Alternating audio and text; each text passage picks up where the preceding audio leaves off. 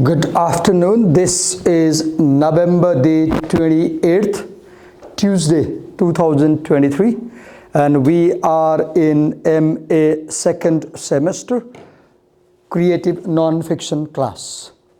And in the previous class, we completed Mary Jane Oliver's essay, Wasteland and Elegy, and toward the last 30 minutes, we started the next essay, The Clan of One-Breasted Women by who is the author? Terry Tempest Williams. Who is the author? Terry Tempest. Terry Tempest Williams. Right. And we read few paragraphs, I guess up to paragraph 10. So I'll quickly in 5 minutes repeat what we had done in the previous class quickly, then begin from. So it begins by telling clearly, I belong to a clan of one-breasted women. Now this sentence raises the issue of identity.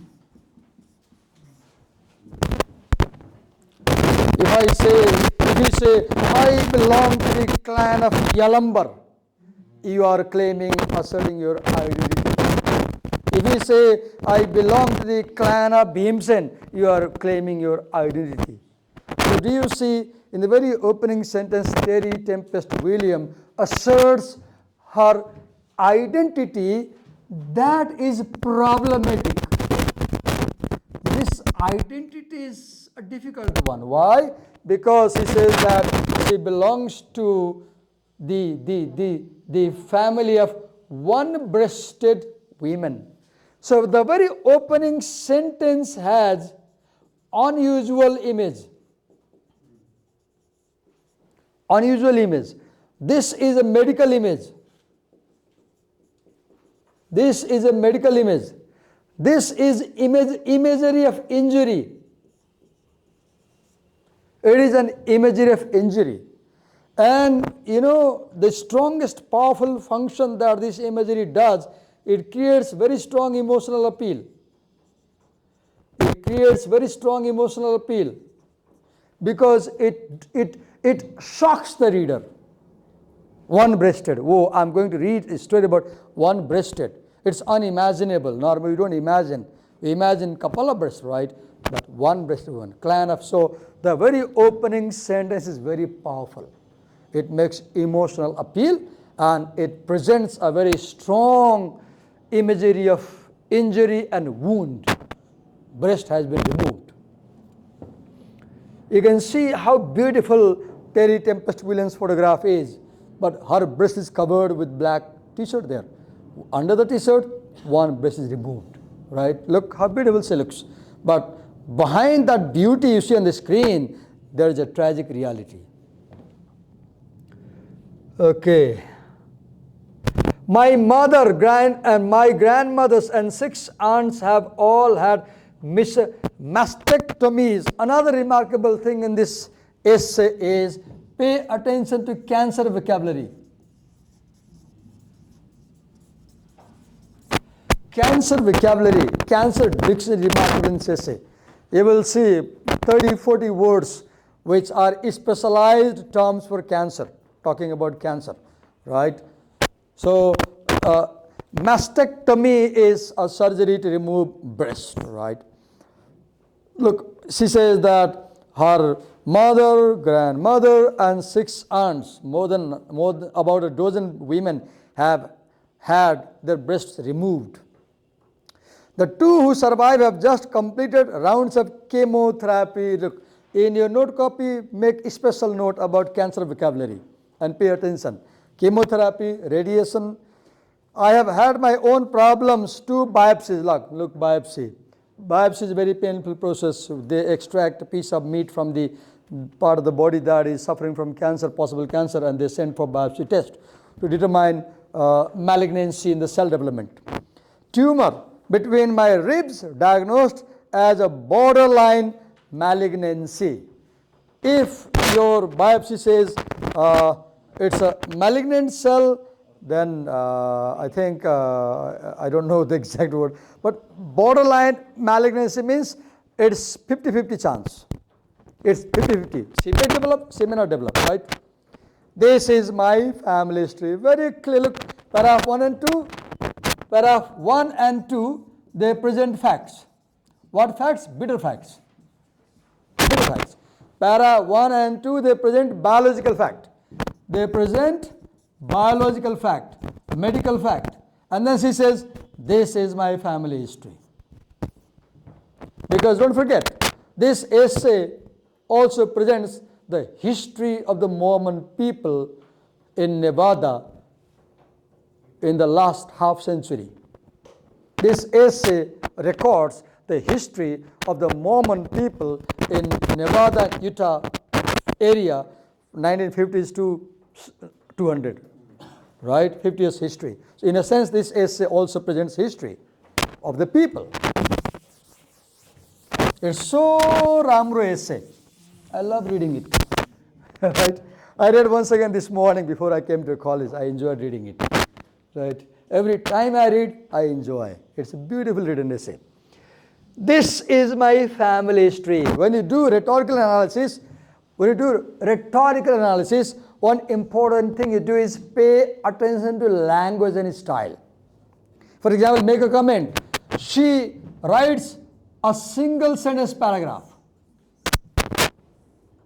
She could have written a bigger paragraph with multiple sentences. Why is she writing a single sentence paragraph? Because she is foregrounding the idea of Mormon's history. She is emphasizing the idea of history. Because one way you recreate your identity is redrawing your history.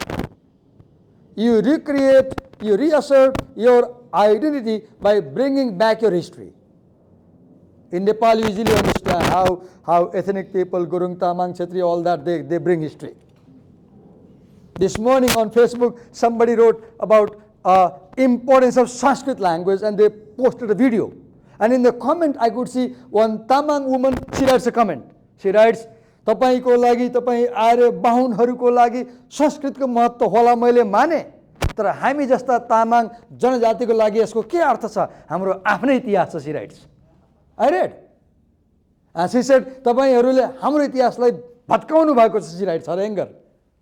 So one way to create your identity is writing your history. So by writing this essay, she is writing her history. And by writing her history, she is recreating her identity. Because why identity? You will see most of the writers in your course, most often, if not always, they will talk about identity. Because these are voices from the margin. दबिएका आवाजहरू, you say, right? Politically. What do you say? सताइएका आवाजहरू, दलनमा परेका आवाजहरू, दलिएका आवाजहरू, you say. Sorry for this Nepali, right? So voices from the margin, right? Voices of the minority people. Okay. So rebuttal now. A very important thing in rhetorical analysis is you analyze argument. If you don't understand what is an argument, you cannot make a rhetorical analysis. And in argument, you make a claim, fine. Then you bring proof, fine. You make a claim and you bring proof. Now, as I'm speaking to you, you may disagree with me, but you don't say it to me. So, I have to anticipate the points where you might not agree with me. And before you come here to give me a counter later on, I should respond to the possible objections. And that response to possible objections we call rebuttal. What do we call? Rebuttal. And a good argument has a rebuttal, and in rhetorical analysis, you should point out the rebuttal. So for example, in paragraph 4, you should the rebuttal. See, she says, you may think, hello sirs, hello ma'am, hello American white people, because the audience for this essay is mainstream Americans. The audience for this essay is American government.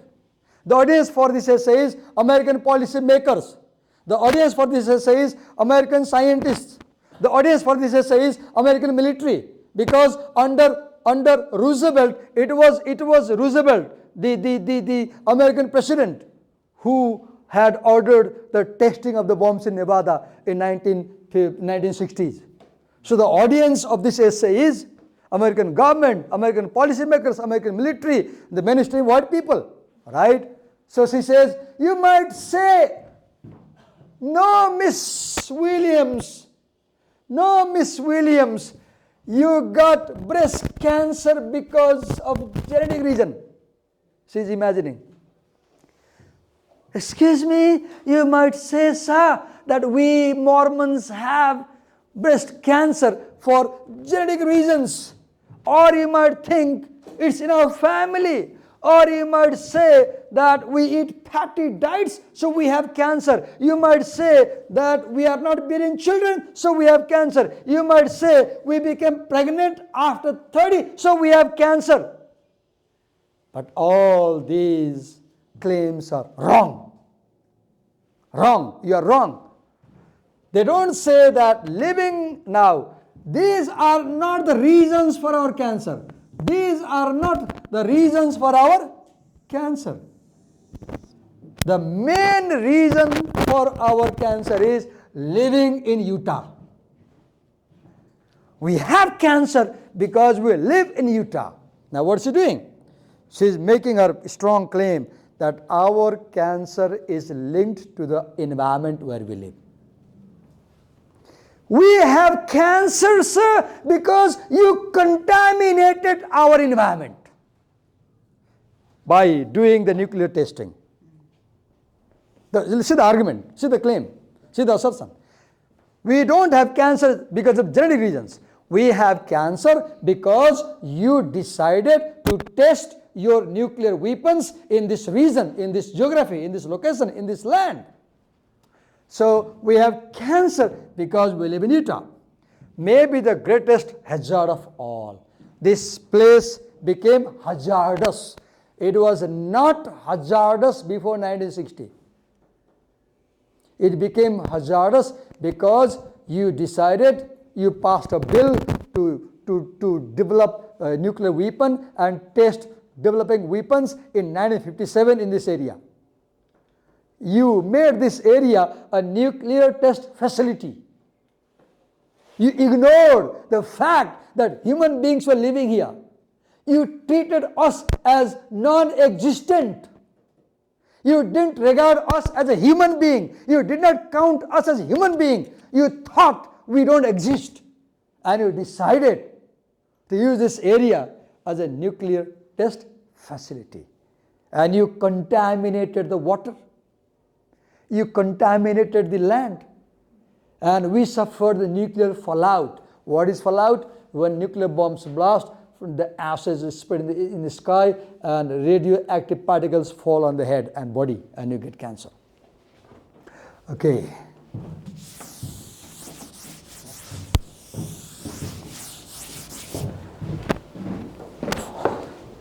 So exigence, as I told you last time, this is the exigence. In 1957, American government decided to use Nevada and Utah as a nuclear test facility. And she is protesting against this decision by writing this essay.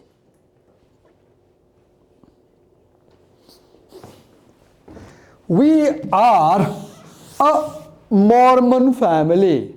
So look, the Mormons are minority.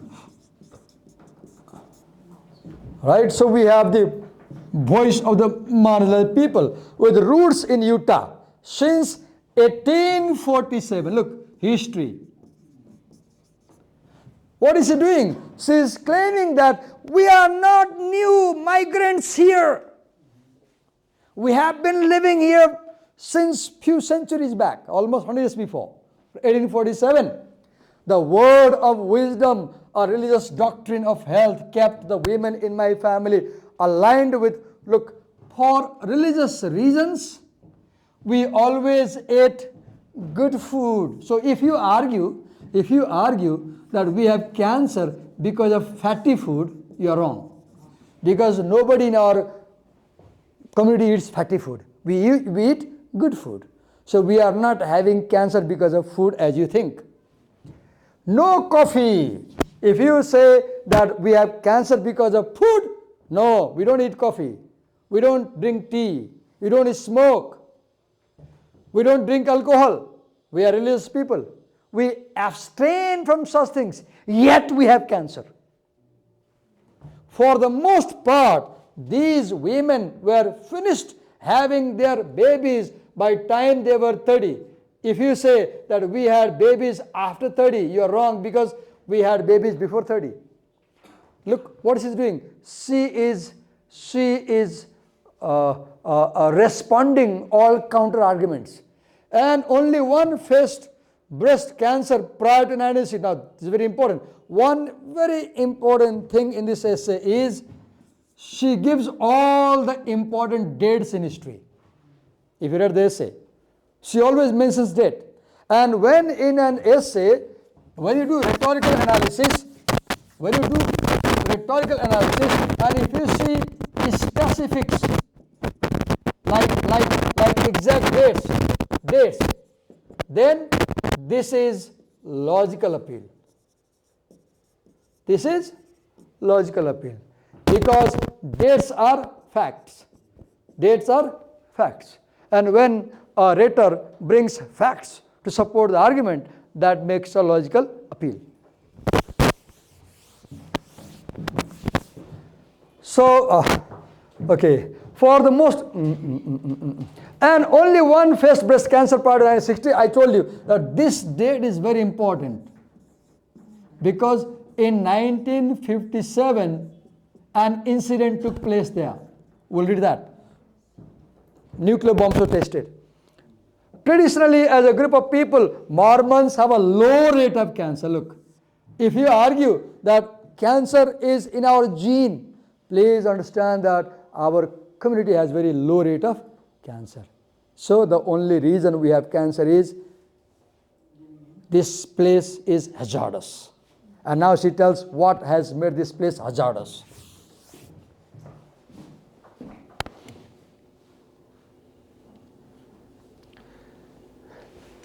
Now, is our family a cultural anomaly? No. Anomaly means something abnormal. We are not culturally abnormal people. Is our family cultural anomaly? The truth is, we did not think about it. Those who did, usually the men, simply said, bad genes. Sometimes men thought we have cancer because of bad genes. No, that's not truth. Okay? The women's attitude was stoic. What's stoic? The word stoic means Sthita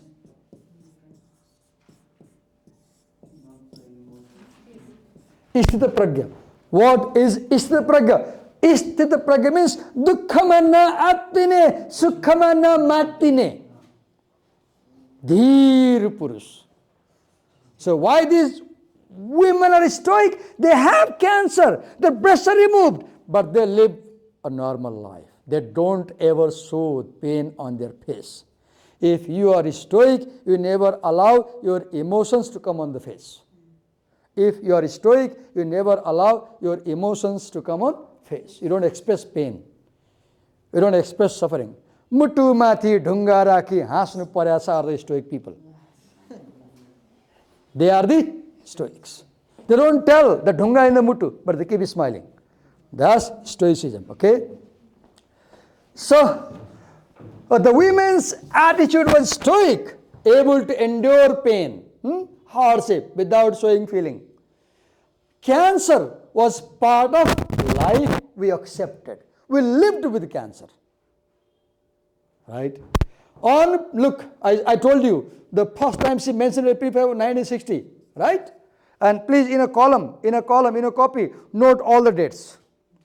Note all the landmarks, historical landmarks. There's a reason, because these historical landmarks create logical appeal. February 16, 1971, the eve before my mother's surgery, I accidentally picked up the telephone and overheard her ask my grandmother what she could expect. What is here? This is anecdote. What is anecdote? A short story based on your personal experience. So she brings a story to make a point. This is a true experience. Once upon a time, her mother was talking to her grandmother and she overheard the mystery. She overheard the secret.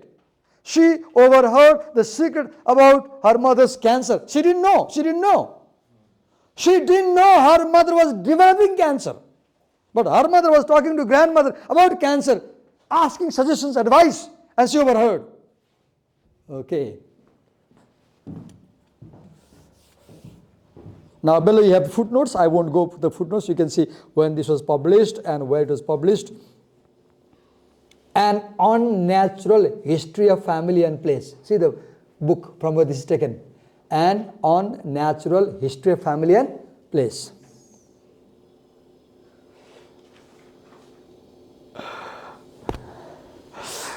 You are yawning. I'm sorry. I made you so serious, right? I never feel like yawning in class, right? Because I'm active. You yawn because you're passive, right? If you came here, you won't be yawning, right? I'm sorry. It's my responsibility. Dhyana, I don't know how to pronounce. It is one of the most spiritual experiences you will ever encounter. Living with cancer. Read Manisha Koirala's book, Healed. Read Manisha Koirala's memoir, Healed, and you will understand this line. Experience of a patient living with a cancer or cured. Most spiritual experience. Don't forget, Mormons are religious tribe, religious community. I quietly put down the receiver. Now, this dialogue was between mother and grandmother. Mom and grandmom. She was overhearing. 2 days later, my father, look here, now this is narrative. Please don't forget. The dominant mode of writing is narrative. But you will also see description. 2 days later, my father took my 3 brothers and me. And remarkably, you will see that all women have cancer here, not men. It is remarkable. And me to the hospital to visit her. She took us, is it something missing there, a word? A word is missing? Oh, yes. She met us in the lobby. She means grandmother. No, sorry, mother. She met us in the lobby in a wheelchair. She was being taken out from the operation theater. She had operation. No bandages were visible. Here, it was covered. Look there, make a note of medical imagery. I told you, make a note of medical imagery. And when you write rhetorical analysis, suppose you choose this essay and the previous one, write, Mary Jane Oliver's essay has dominant nature imagery, whereas William's essay has medical imagery. Go like this, comparison contrast. पढ्नु पर्यो नि त thoroughly पढ्यो भने त थाहा हुन्छ नि कहाँ के छ ठ्याक ठ्याक ठ्याक आउँछ नि फ्याट्टा आउँछ नि पढ्यो भने आउँदैन Okay, no bandages were visible. I'll never forget her radiance, the way she held herself in a purple velour robe and how she gathered us around her. Mother told all children to gather around. Children, I'm fine. What I appreciate, look.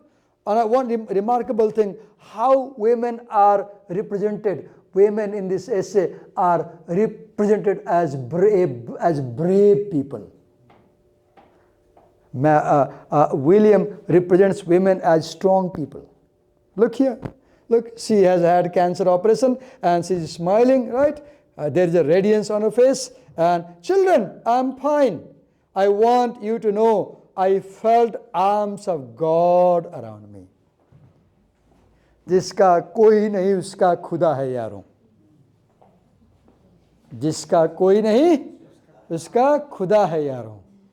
जिसका America नहीं उसका खुदा है यारों, जिसका America नहीं उसका खुदा है यारों. America gave them cancer, so only help. When nobody helps, only help is God. When nobody helps, only help is God. I felt the arms of God around me. We believed her. My father cried. Now, emotional appeal. Pick up the lines like this. Pick up very carefully. This is emotional appeal.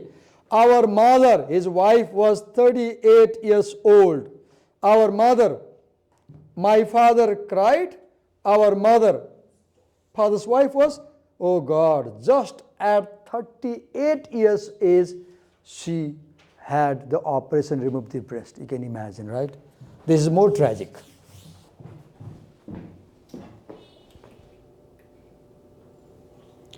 Two years ago, after my mother's death from cancer, now up to paragraph 11, we felt as if the mother was living, she was there. But as we move from 11 to 12, one big difference is up to 11, death is not there. In 12, death comes. Now we have death in this story. Death. 2 years ago, after my mother's death from cancer, my father and I were having dinner together. We had just returned from St. George, where his construction company was putting in natural gas lines for towns in southern Utah. He spoke, past tense, of, as I told, this is narrative, of his love for the country, the sand-stoned landscape, bare-boned and beautiful. He had just finished hiking. Pay attention. You will see landscape imagery. Please pay attention. This essay is important for landscape imagery. Why is Terry Tempest Williams bringing landscape imagery? Because she is emphasizing the point that this land was contaminated by radioactivity, by the nuclear testing. So she's telling, look how beautiful this land was, and look what America did to it. Right? Love for the country. The sandstone landscape, bare-boned and beautiful. He had just finished hiking the Kolob Trail in Giant National Park. We got caught up in reminiscing, remembering, recalling with fondness our walk. Now, while mom is dead, once upon a time, she was traveling to somewhere with her father in a car, and they talked together in the car, and they remember what? They remember fondness. With fondness, our walk up Angel's Landing. Once upon a time, they had been to Angel's Landing, remember, on his 50th birthday. And yet, the years our family had vacation there. This was a remembered landscape. Look here. This was a remembered. Why remembered landscape? One similarity between Mary Jane Oliver's West London Elegy and Terry Tempest Williams' One-Breasted Women is that both of these essays talk the transformation of the landscape. Mary Jane Williams' essay also has landscape imagery, where she talks the conflict between nature and culture, the conflict between then and now, the conflict between the woodlands, the burn dump, and the sewage, the conflict between tradition and modernity. Mary Jane Williams talks,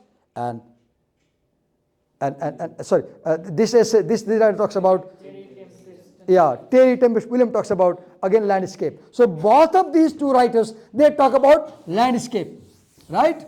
And they tell how these landscapes were destroyed. They were destroyed. Now, I brought some pictures. For example, you can see, this is exactly the place he's talking about. Look how beautiful. This is St. George, Utah today. This is the picture of St. George, Utah she's talking about.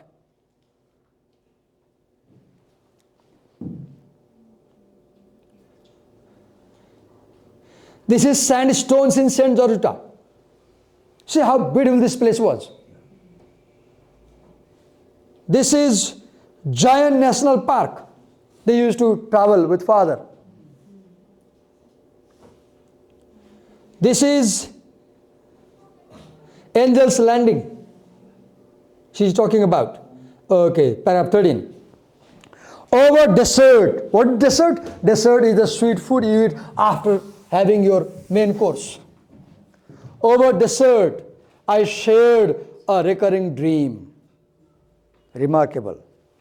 Of mine. I told my father that for years, as long as I could remember, I saw this underline, flash of light in the night in the desert.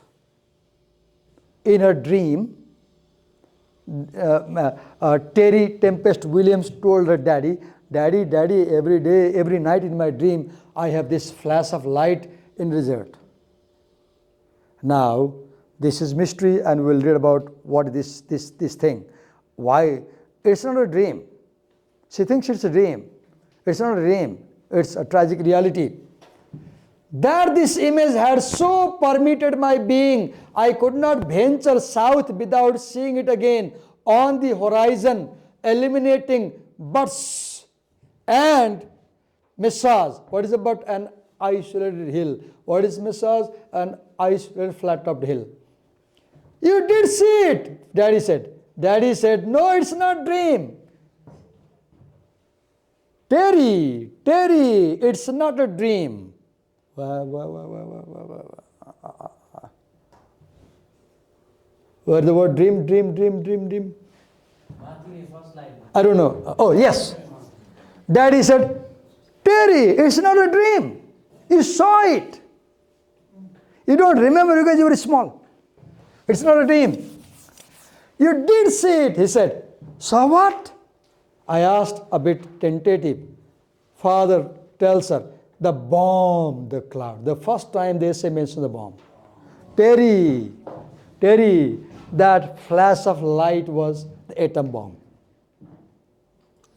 The atom bomb had exploded in front of their eyes at a distance. And they were under the nuclear fallout. The bomb, the cloud. We were driving home from Riverside, California. You were sitting on your mother's lap. Do you see inverted comma? So this is told by father, and when she's writing this essay, probably father has died. Probably father also has died. So she's recalling what daddy said. That's why it is inverted comma. And remember, it is put in inverted comma. This brings logical appeal. Why? When you put something in inverted comma, you are telling that you are quoting exact words. When you put someone's statement in inverted commas, you are saying that I am reporting exact words without any change. So you are presenting father's words as fact. And when you present something as fact, you create logical appeal.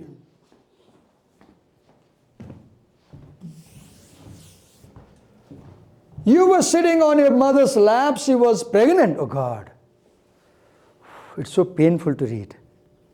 A pregnant woman encounters nuclear explosion.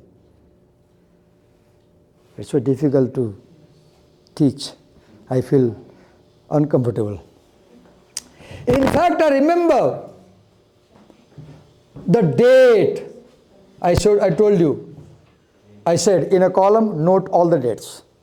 I said note all the dates. September 17, 1957.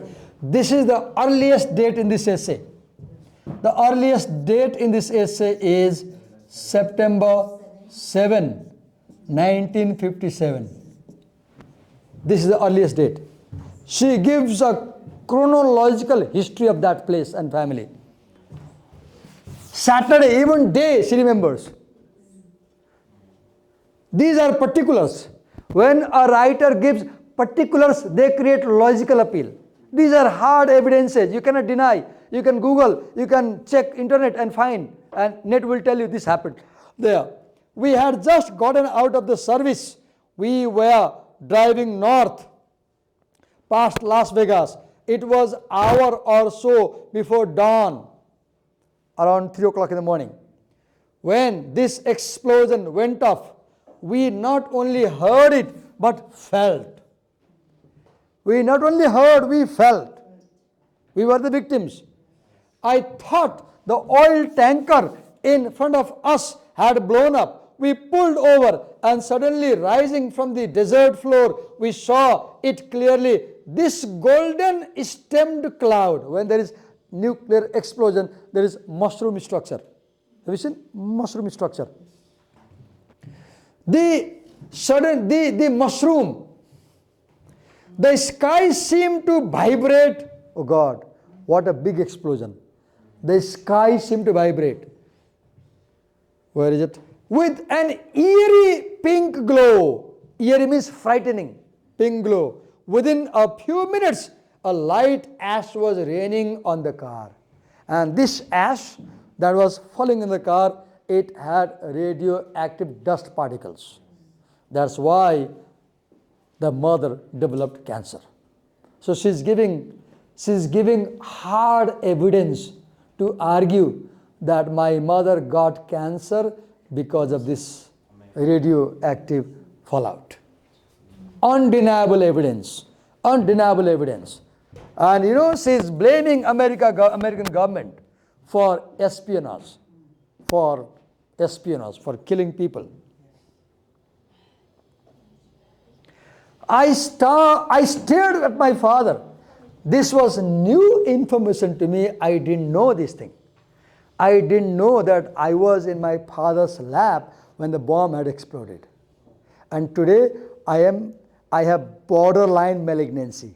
She said, I have borderline malignancy. 50-50 cancer and not cancer. Now I can relate why this is happening, because I was in that nuclear fallout. I thought you knew that, my father said. It was a common occurrence in the 50s. Look, in the 50s, nuclear bombs were tested again and again. And it was a common thing. It was at this moment I realized the deceit I had been living under. Why deceit? Because no government official ever acknowledged this story.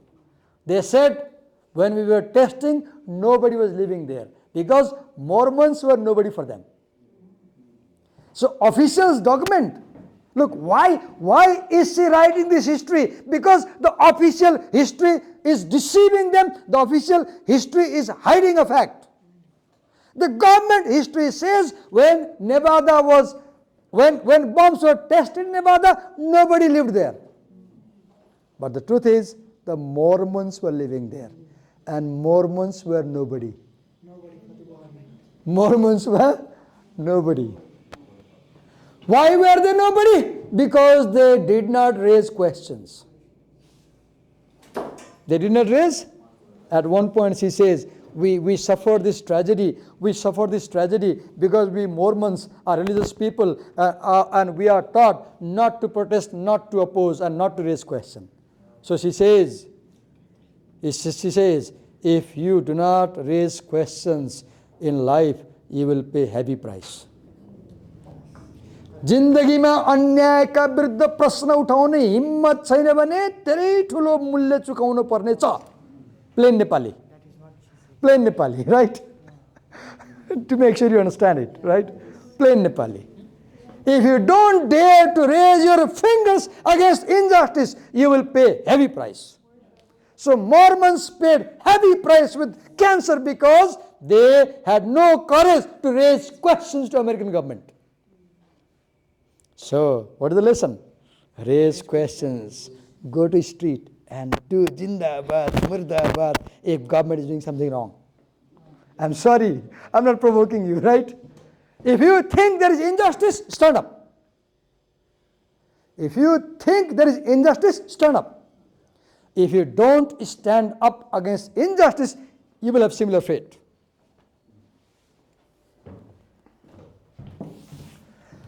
I realized the deceit I had been living under. What deceit? Government said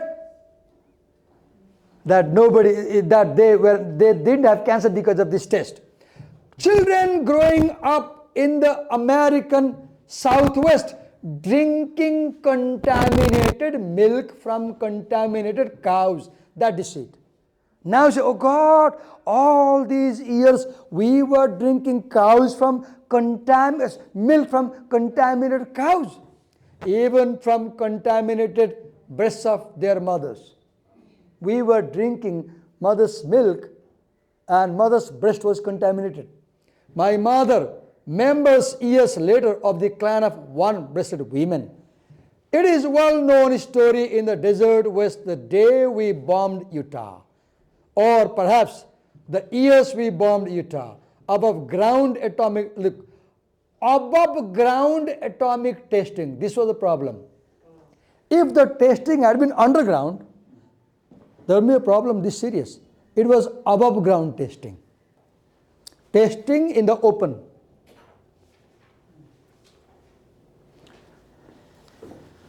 Note down the dates as I told you.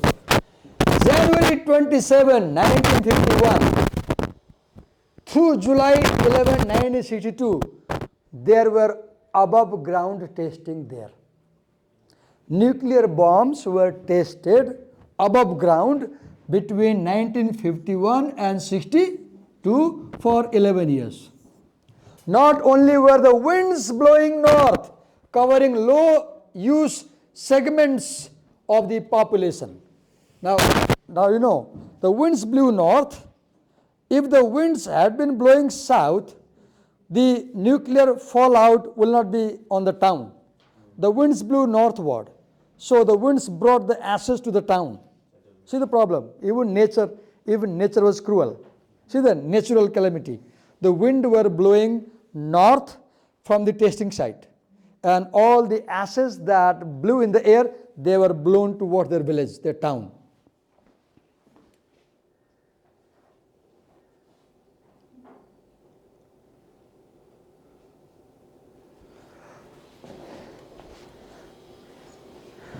With fallout and leaving sheep dead in their tracks. The sheep died while walking home. But the climate was right. The United States, look, see the deceit. They said climate is okay. The United States of the 1950s was red, white, blue. The Korean War was raging. Now this is Kairos. This is Kairos. This is, to know Kairos, note all the dates. And to know Kairos, note down these things. These events happening there. Okay. War was raging. McCarthyism was rampant. What is McCarthyism? There was a senator named McCarthy, and he passed a bill to test nuclear bombs. And if you oppose these testings, you were a communist. Why was America developing nuclear bombs? To have war with Russia. And so if you oppose the testing, they will say you're a communist and they will arrest you. If you stood against nuclear testing, they will say, ta communist hos. Tero chahana ke cha? Yo test band gar, America harnu parcha. Aba talai samatne, that argument was there. See the trouble. See the politics. Right? That is called McCarthyism. McCarthyism is a practice of making accusations of subversion or treason, especially when related to communism. The term refers to Sir Joseph McCarthy, right?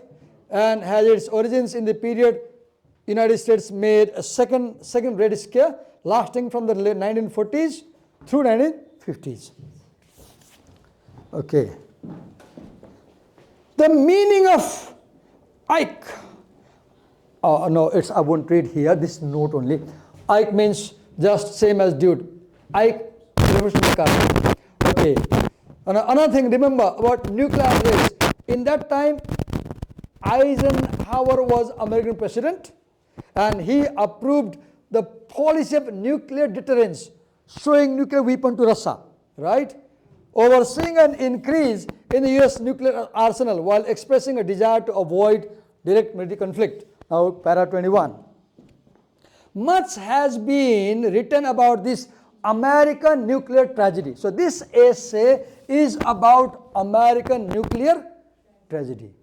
Public health was secondary to national security. In that essay by Mary Jane Oliver, Westland and LG, she says that protecting environment was secondary to developing facilities.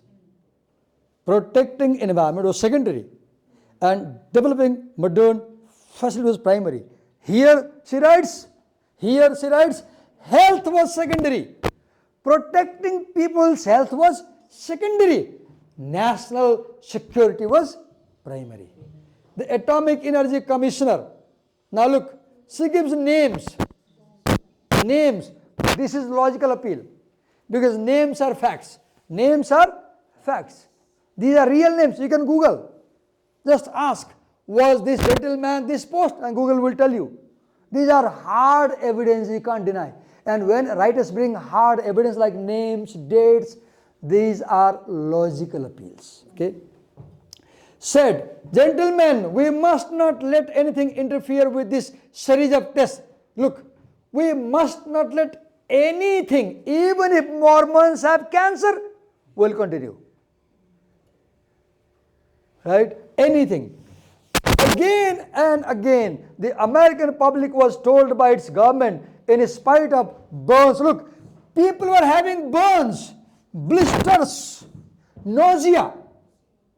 But government said it has been found that the tests may be conducted with adequate assurance of safety. Oh God, government said, don't worry, it is safe. But people were having burns, blisters and nausea. Nobody heard them. They said, no, it's safe, no problem.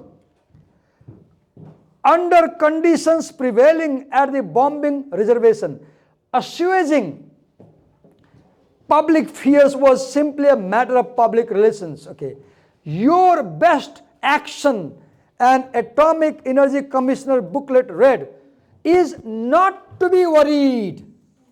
Don't be worried. Government said, don't be worried. About fallout. A news release typical of the time stated. Look, what is she doing? She is bringing unbeatable evidence. She is bringing evidence. A news release of the time said, we find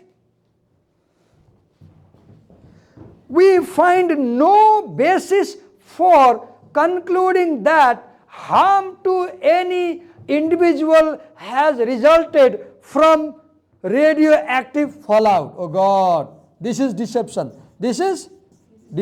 All lies. Up, she said, we had been living under deception, right? So she is quoting directly from her sources. This makes the writer more credible, so it creates ethical appeal. Remember, where there is logical appeal, we also have ethical appeal. Because if a speaker seems logical, he is also ethical. If you can make very good reasoning, people trust you. Right? Okay.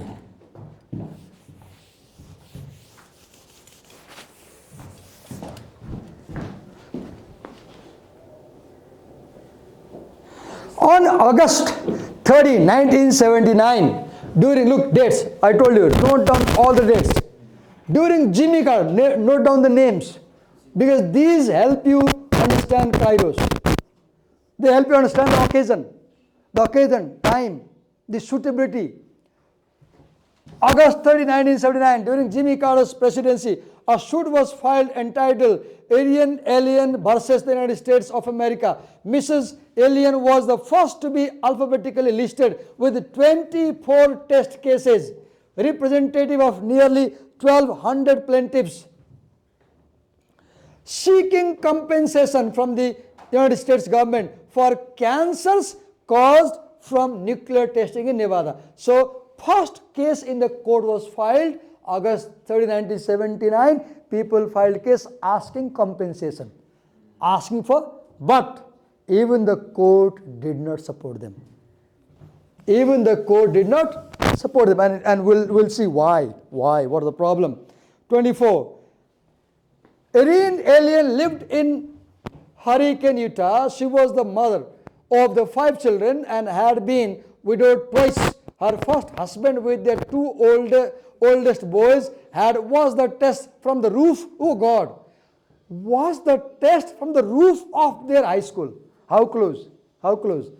He died of leukemia. Leukemia is a blood-related cancer in 1956. So look, she names and she gives facts.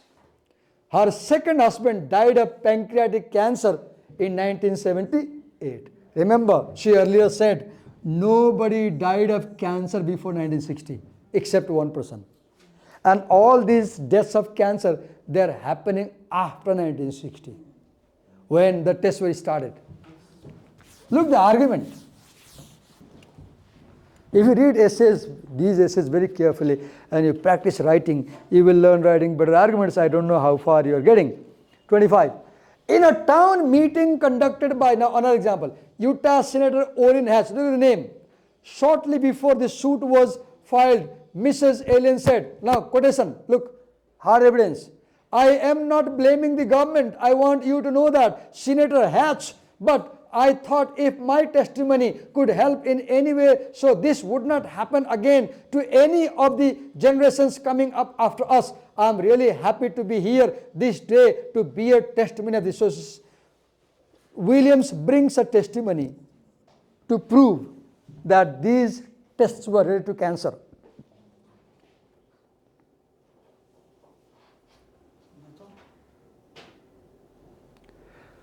God-fearing people. This is just one story. There are 1,000 stories I can bring to prove that this cancer was caused by this testing. On May 10, 1984, another date, Judge Bruce, look, she brings the evidence of a judge, very strong evidence, handed down his opinion. 10 of the plaintiffs were awarded damages. It was the first time a federal court had determined that nuclear tests had been the cause of cancer. So, for the first time in May 10, 1984, the court said the cancer is caused by test. For the remaining 14 test cases, the proof of the causation was not sufficient. In spite of the split decision, it was considered a landmark ruling. It was not to remain so for long. 23. In April 1987, the 10th, look, do you see? Paragraph after paragraph, Williams brings evidences to support her claim. In April 1987, the 10th Circuit Court of the Appeals overturned Judge Jenkins' ruling on the basis that the United States was protected from suit by the legal doctrine of sovereign immunity. Sovereign means USA was part of Britain. So US was under the rule of king, and the doctrine was that kings can do no crime. King can do no crime. So you cannot blame the king. The centuries-old idea from England in the days of absolute monarchy. January 1988, note down the dates. The Supreme Court refused to review the appeals court decision to our court system. It does not matter whether the United States government was irresponsible, whether it lied to its citizens. Look, her point is government was irresponsible. Her point is government told a lie to people. Or even that citizens died from fallout of nuclear testing. What matters is that our government is immune. The king can do no wrong, government can do no wrong. So the court said government can do no wrong. Look, the politics. Government can do no wrong.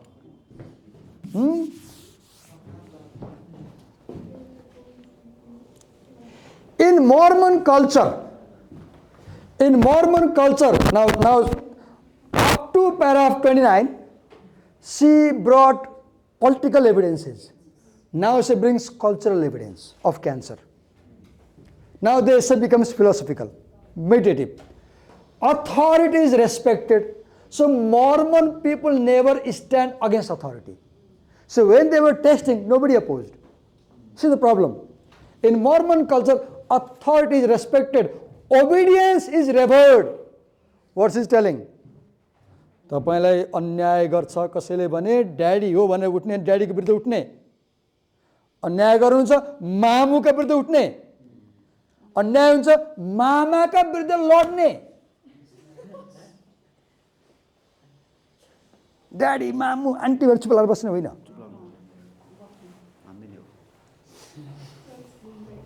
बस्नुहुन्छ त भोग्नुहुन्छ, चुप लागेर बस्नुहुन्छ त भोग्नुहुन्छ, right? In Mormon culture, authority is respected, obedience revered, and independent thinking is not encouraged. Look the problem. So he's saying, what is William saying? Williams is saying that teach women to challenge authority. Williams is saying that teach women to reject respect if there is injustice. Teach women to use their thinking. महिलाले के सिकाउँछ? चुपचाप सहनुपर्छ, स्वीकार्नुपर्छ। Look at the movie. नाइ नभन्नु ल, that नालायक movie. Look the movie. Look how नालायक they are, the people who make movie. नाइ नभन्नु. What is the meaning? There's a girl, the boy says, I love you, and the girl says, नाइ नभन्नु ल. That foolish idea. Look, what are they teaching? They are teaching नाइ नभन्नु ल. Do not stand against authority. Who is a good girl? A good girl is a girl who says नाइ नभन्नु ल.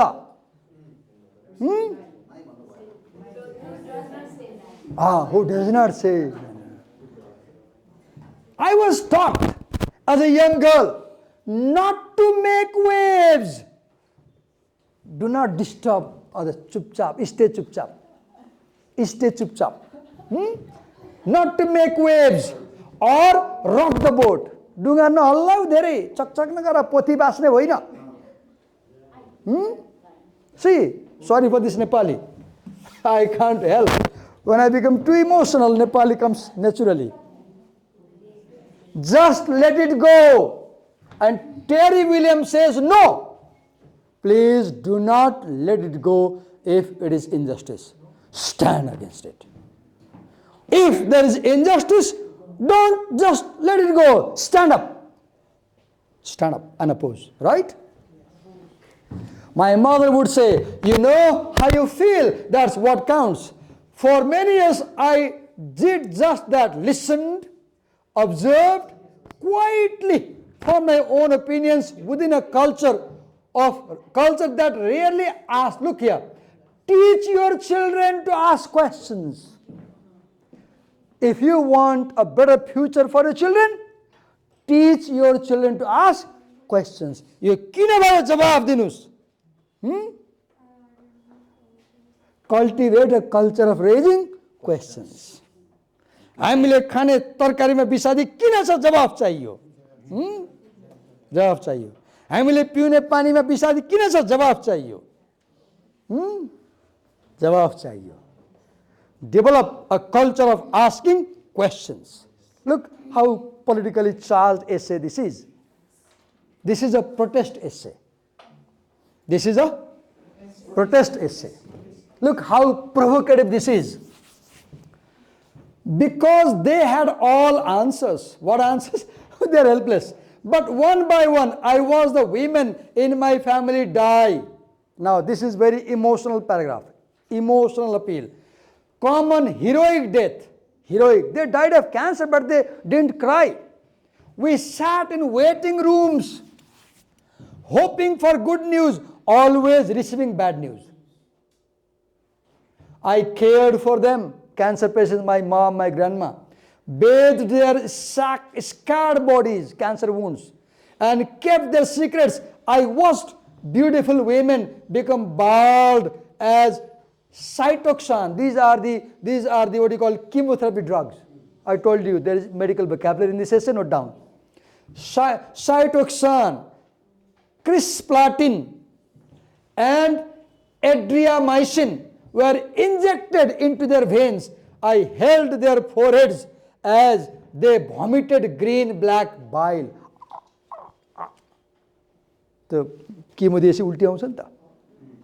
उल्टी कस्तो हुन्छ? नीलो बाइल आउँछ पुरै भित्रबाट. See the medical imagery of illness and sickness. And I shot them with morphine to reduce pain. When the pain became inhuman, in the end, I witnessed their last peaceful breath. They died in my lap. Look, emotional appeal. Becoming a midwife to the rebirth of the soul. Their bodies died and the souls were reborn.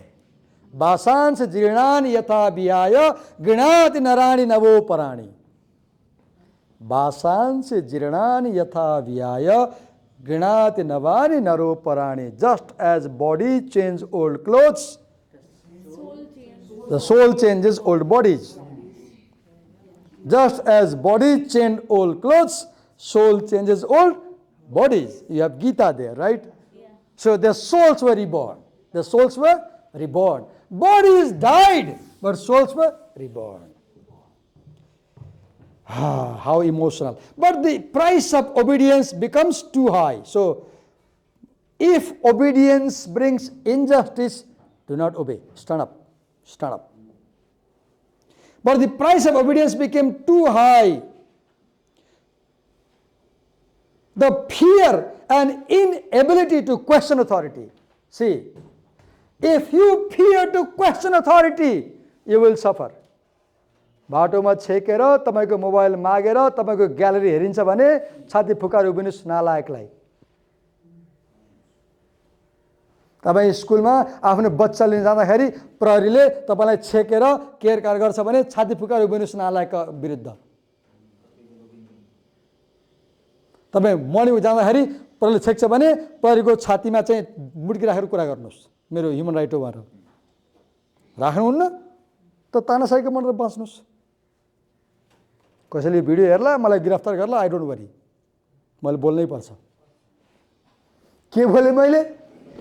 Fear and inability to question authority brings disaster. If you cannot question authority, you will suffer. त्यो बेलैमा त्यो nuclear test गर्ने बेलामा जुलुस निकाल रोक्न सके भए त्यस्तो क्यान्सर हुन्थेन नि। भइगयो छोड्देऊ, दिस एटिट्युड। भइगयो जान्देऊ, दिस एटिट्युड। सो नेभर से भइगयो छोड्देऊ, भइगयो जान्देऊ। नो, किन भइगयो? किन यस्तो गरे? केही म त go like this, go like this, okay? Salman Rushdie says, जिन्दगीमा तपाईले धेरै भगवान भेट्नुहुन्छ, ती सबै भगवानका विरुद्ध छाती फुकाएर उभिनुस्। रस्दी सेज, अन्याय गर्ने भगवानहरू। र भगवानजी भनेर नमस्ते गर्नुभयो भने अन्याय भोग्नुस्। भगवानले पनि अन्याय गर्छ भने उभिनु अगेन्स्टमा। Always stand against injustice even if it is done by God. Okay? The fear and inability to question authority that ultimately killed rural communities in Utah during atmospheric testing of the atomic weapon. The problem was the bombs were tested in the open atmosphere. The bombs were tested in the open atmosphere. Was the same fear I saw being held in my mother's body. Sheep, dead sheep. You are so afraid you don't speak anything. You are like a dead sheep. The evidence is buried because my mother has died. Evidence is buried because all the patients have died. But evidence is not buried because me, Terry Tempest William, is writing this essay. So through this essay, I am bringing back the evidence of a crime that American government committed upon its own people, Mormons, by contaminating their land and making them die with cancer. निद्रा लागिसक्यो? निद्रा लाग्यो? लाग्यो नि त हो, यत्रो बेला सुन्नुभएको छ नि लागिहाल्छ नि। Second lesson, about to finish. What is the right? Okay, wait, that's my comment. एउटा सूचना, मैले युट्युबमा चाहिँ कोभिडको बेलामा यो सबै एसे अनलाइन पढाएको थिएँ। अनि त्यो बेलामा चाहिँ एकदमै बढी टाइम खर्च गरेर लाइन पढेर हामीले हरेक प्याराग्राफमा क्वेसन बनाएका थियौँ। त्यो युट्युबमा गएर मेरो त्यो भिडियोहरू पहिला पढाएको हेर्नुभयो भने, तपाईँलाई टाइमले भ्यायो भने त्यहाँ डिटेल एनालिसिस पाउनुहुन्छ। हामी घरबाटै पढ्थ्यौँ, हतार हुन्थेन, बेलुका पढ्थ्यौँ, बिहानै पढ्थ्यौँ, अनि लाइन पढ्थ्यौँ हामी। विद्यार्थीले लाइन पढ्थ्यो, उनीहरूलाई काम गराउँथ्यो, यो बनाऊ, क्वेसन बनाऊ भन्थेँ मैले। अनि त्यहाँ पढ्नुभयो भने एउटा कुनै स्याम्पल भिडियो हेर्नु होला, यो will surprise, in detail analysis छ। यहाँ त हतार छ नि, तपाईँलाई अब जागिर खान जानु पऱ्यो, अनलाइनमा त हतार हुँदैन नि त, त्यो डिटेल पढाएको छ त्यहाँ। Okay, 34. I cannot prove that my mother, Dan Dixon Tempest, or my grandmother, Letty Romney Dixon. Look at all names, all names. These are hard evidence, facts, logical evidence. Can Catherine Blackett Tempest, along with my aunts, contracted cancer from nuclear fallout? But I cannot prove they did not. Neither I can prove the fallout was the cause, nor I can prove the fallout was not the cause. Okay, 35. यो त्यहाँ आएको कि मैले त्यो पढाउने बेलामा चाहिँ विद्यार्थीलाई claim बनाऊ भनेर सिकाउँथेँ, अनि एभिडेन्स पनि सिकाउँथेँ, अनि टिपेको हो कि पढाउने बेलामा। त्यो अनलाइन क्लासको फाइल हो यो, अनि सबै टिपेको छ कि, तपाईँले भिडियो हेर्नुभयो भने सबै देख्नुहुन्छ त्यहाँ। My father's memory was correct. त्यो अर्लियर कोटेसन थियो नि। The September blast we drove through in 1957 was part of Operation Plum Bob, one of the most intensive series of bomb tests to be initiated, which brought cancer. The flash of light in the night in the desert I had always thought was a dream developed into a family nightmare. It was not a real dream. It was something I had really seen in my childhood. Right? And it developed as a nightmare. What is a nightmare? A fearful dream. It took 14 years. It took 14 years from 57 to 71 for cancer to show up in my mother. The same time Howard L. Andrews, an authority of radioactive fallout at the National Institutes of Health. Look, she brings scientific proof to argue. Health says radiation cancer requires to become evidence. So this Howard L. Andrews says that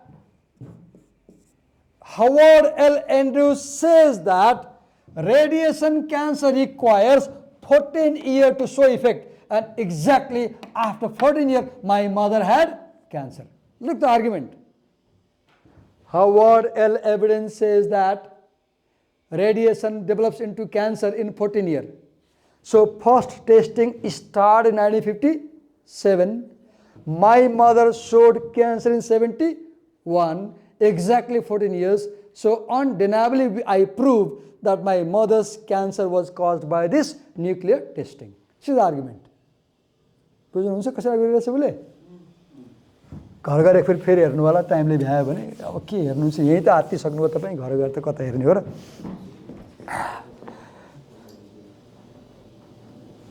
The more I learn about what it means to be a downwinder, there is testing site, here I live, and the wind blows this side. I'm a downwinder. If the wind blows that side, I'm not a downwinder. That's the problem. The downwinder,